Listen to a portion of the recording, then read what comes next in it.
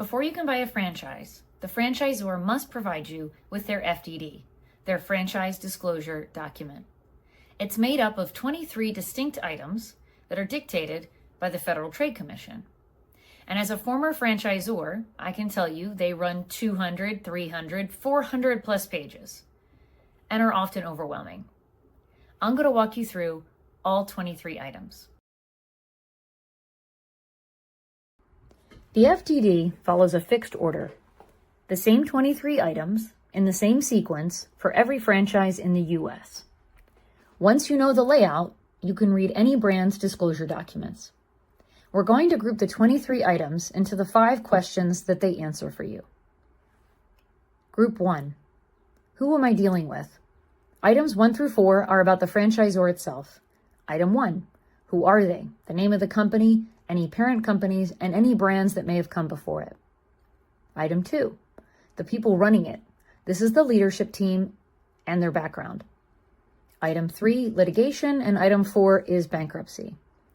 Item 3 is important, but understand that the bigger the system and the longer it's been around, the more likely you're going to see a case or two. It's the pattern that tells you something.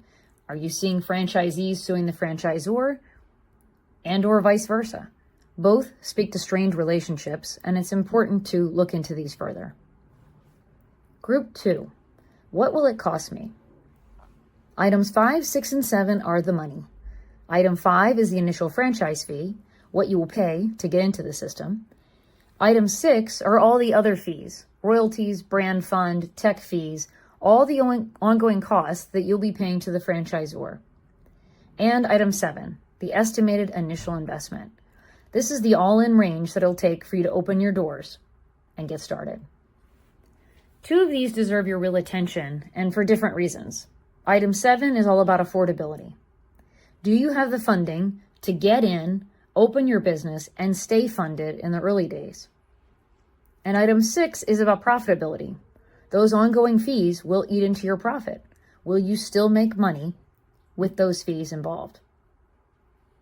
And item 10 will tell you if the franchisor helps finance any of the above. Group 3. What are the rules? This next stretch, items 8, 9, and 11 through 17, is the relationship, what they owe you and what you're locked into. There's a lot here, but I'm going to point you to the ones that carry the most weight, for better or for worse. Item 8 is restriction on sources. This is where the franchisor can require you to buy their products, equipment, or supplies only from them or from an approved vendor list. This is one to look at closely, as some franchisors make significant revenue here through rebates or markups on the purchases they require you to make from them. Item 9 is a handy table that shows your obligations that are scattered all throughout the FDD. Item 11, this is the support. This is training, marketing, technology. Read this closely because we provide support. Doesn't exist unless it's written in item 11. Item 12 is your territory, whether or not it's protected or can they open a location right down the street. Item 13 is your right to use the brand's name, that's the trademarks. Item 14, patents and proprietary information, are any patented systems that they are licensing to you. Item 15 is important. This is an obligation to personally run the business, or are you actually allowed to be a passive absentee owner? Item 16 is restrictions on what you're able to sell in your business. And item 17 is a really important one that often gets skimmed over. Item 17 is renewal, termination, and transfer. After years of building your business, are you guaranteed the right to keep it? Is renewal guaranteed? Can you sell your business? What happens if you want out? All of that is in item 17. Group 4. How is the system doing? Items 19, 20, and 21. Item 19 is the financial performance representation. This is what the franchisees earn, and this is the only place the franchisor can disclose that to you. Item 20 are the outlet counts, the number of openings, closures, and transfers. This is the real health of the system, and it's important to look at overall, are they opening more? Are they closing any? And the durability of the system.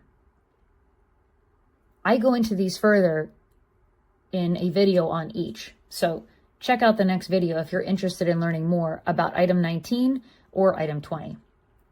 Lastly, item 21 is the franchisor's audited financial statements.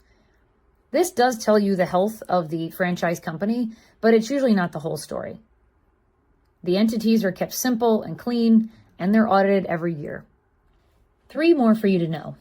Item 18 are public figures. That's if there's a celebrity involved and how much they're paid. Item 22 is the contract itself, the real agreement you'll sign. And item 23, the receipt. This one exists because the FTC requires that you take a break after being disclosed by the franchisor. When they provide you with the FDD, they'll have you sign a receipt, usually electronically, and that starts a 14-day clock. You cannot sign a franchise agreement or pay the franchisor any fees until 14 days have passed from when you first received that document. And that's the whole document. 23 items and 5 questions. You don't have to memorize it. You just need to know where to look. And here's what I'll leave you with. A lot of people will offer to walk you through an FDD, and there's a lot of information out there about it. But most of them get paid when you buy a franchise. We don't sell franchises, and no brands pay us to look good in front of you. Our only job is to help you understand what you're reading, and we cite every figure back to the FDD item and page.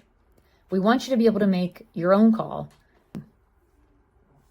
Again, if you want to go further into any of the numbers, especially item 19 and 20, we have videos coming up for those.